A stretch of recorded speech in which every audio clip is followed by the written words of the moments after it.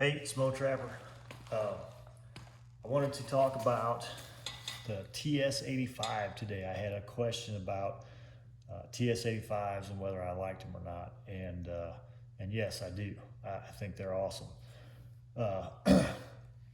So this is a TS-85, and these have an 8.5-inch jaw spread, so they're a great big trap. Mostly for beaver trapping. I don't really know what else you would do with them, to be honest. They're just so big, but they're a dogless design, so they work like a Bridger #2 dogless or a Bridger #3 dogless. They're welded here, so the jaws can't be pulled out. That's just a rivet, and it's welded on this side. They've got big heavy jaws, great big pan. They're side swiveled, but it is a reinforced plate.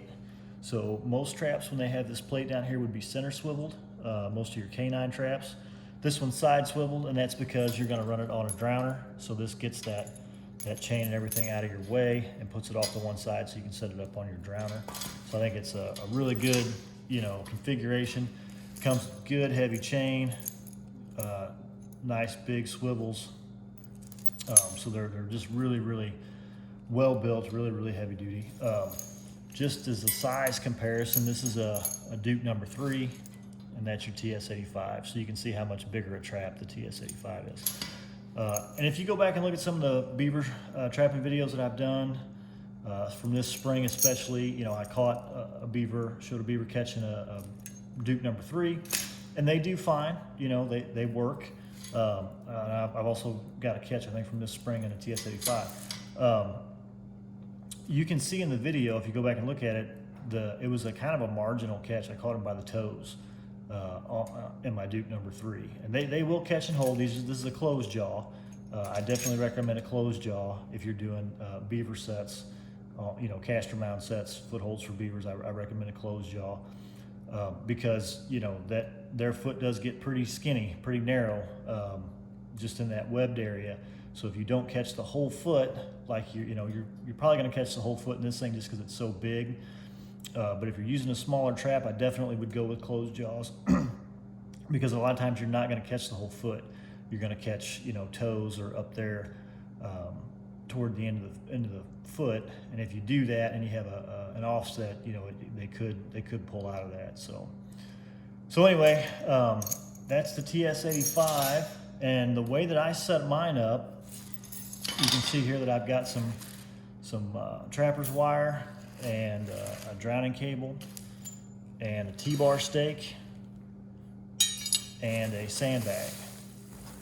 So the sandbag I take out empty like this to the area. The place that I trap mostly now is just really rocky, big fist-sized rocks up to even bigger, big rocks, just all over the place where I'm trapping now. So it's very easy for me to find weight to put into these sandbags. So and I don't weigh them. I don't really know how much they weigh, but I'm gonna say, between 25 and 35 pounds usually is what I put in them. And then I take my trapper's wire, and I'll go basically just bunch the sack up at the top. Of course, once it's full of rocks, and I'll just go around the sack like this, and then wire the bottom end through there like that, and twist it all off. You can get these from F&T. They're pretty cheap, and they work really well. This is I think, 3rd season on this dozen. I mean, if you bought a dozen of them, I think you'd have them for a long time. This I also bought from F&T. So this is a drowning cable. It's got your drowner lock on it here, and as you guys know, I'm sure, that drowner lock, basically what it does is it allows the animal to swim down, but they can't swim back. So holds them down at the bottom. And then on the upper end, you just got another loop. So on the upper end, you can either use a T-bar stake, to drive into the ground if you have mud or soft enough place to do that. I oftentimes end up, wiring off to a root or something else, because I like I said, I have mostly gravel. The T-bars, sometimes you can't get them to go in at all, and sometimes when you do get them to go in, it's just gravel, so they won't hold. So oftentimes I have to end up using tie-offs both ends, down at the sack end and up at the bank end. But if you've got a place, where you've got mud, banks, stuff like that, the T-bar stakes work really, really well. So the only other thing you need at that point is a quick link. So I just use these small ones, and I've never had a problem with it. But open it up, hook it onto your drowner lock, and then close it back up. Now you could use a J-hook, I suppose, to go from here to the drowner lock. But once you do that, that's going to kind of be set up and locked on there, unless you wanted to take it on and off each time with a set of J-hook pliers. And I like to keep them separate, like to use the quick link so I can quickly take them apart, and that way I can roll that cable up and it's just easier to carry in and out, rather than being hooked up and kind of have a ball of cable and maybe get some kinks in it, things like that. So anyway, that's pretty much my drowning set. Now in Missouri, we can check these set up this way. I can check them every 48 hours rather than every 24 hours, which is kind of nice.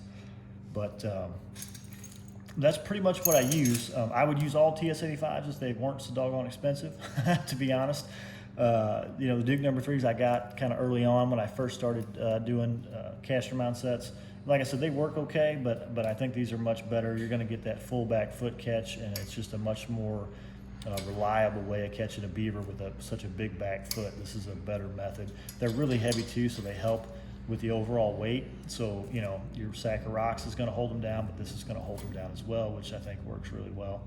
Don't get me wrong, the Dukes work fine.